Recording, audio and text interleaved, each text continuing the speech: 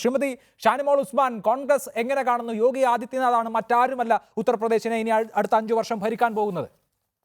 അല്ല, ഇതിപ്പോ നമ്മുടെ രാജ്യം ഏറ്റവും അപകടകരമായിട്ടുള്ള അവസ്ഥയിലേക്കാണ് പോകുന്നത് എന്ന് വ്യക്തമായി തന്നെ തെരഞ്ഞെടുപ്പ് കാലഘട്ടങ്ങളിലും അതിനുശേഷവും ഇന്നലെയും ഇന്നും ഒക്കെ ഞങ്ങൾ പറഞ്ഞുകൊണ്ടിരിക്കുന്നതാണ്.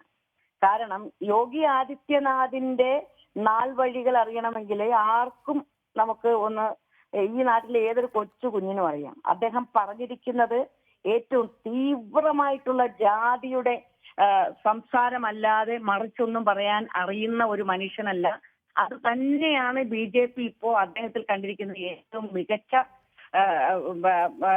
മികവ് എന്നുള്ള, അല്ലെങ്കിൽ അദ്ദേഹത്തിന്റെ നേതൃത്വ പാഠവുമായി അവർ കണക്കാക്കുന്നത് രാജ്യത്തെ ജാതിയുടെ അടിസ്ഥാനത്തിൽ അദ്ദേഹത്തിന് വിഭജിക്കാൻ കഴിയുന്ന നല്ല രൂക്ഷമായ സംസാര ശൈലിയുണ്ട് എന്നുള്ളത് മാത്രമാണ്. അല്ലാതെ വേറെ സംഘടനാപരമായി കഴിഞ്ഞ കാലങ്ങളിലൊന്നും അദ്ദേഹം ഈ രാജ്യത്തിന് വേണ്ടി ചെയ്തൊന്നും നമ്മളാരും കേട്ടിട്ടില്ല.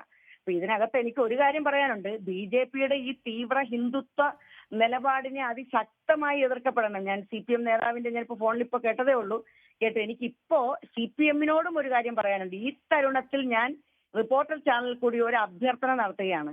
ഈ മതേതര ശക്തികളെ ഒരുമിപ്പിച്ച് നിർത്തിക്കൊണ്ട് ഇത്തരത്തിലുള്ള യോഗി ആദിത്യനാഥിനും ഒക്കെ എതിരെ ശക്തമായ നിലപാടെടുക്കുന്നതിന് വേണ്ടി സത്യത്തിൽ മലപ്പുറത്തെ ബൈ ഇലക്ഷനിലടക്കം നിങ്ങൾ സ്ഥാനാർത്ഥിയെ പിൻവലിച്ച് മുസ്ലിം ലീഗിന്റെ സ്ഥാനാർത്ഥിക്ക് പിന്തുണ നൽകണമെന്നുള്ളതാണ് എനിക്ക് ആ കാര്യത്തിൽ അങ്ങോട്ട് അഭ്യർത്ഥിക്കാനുള്ളത്.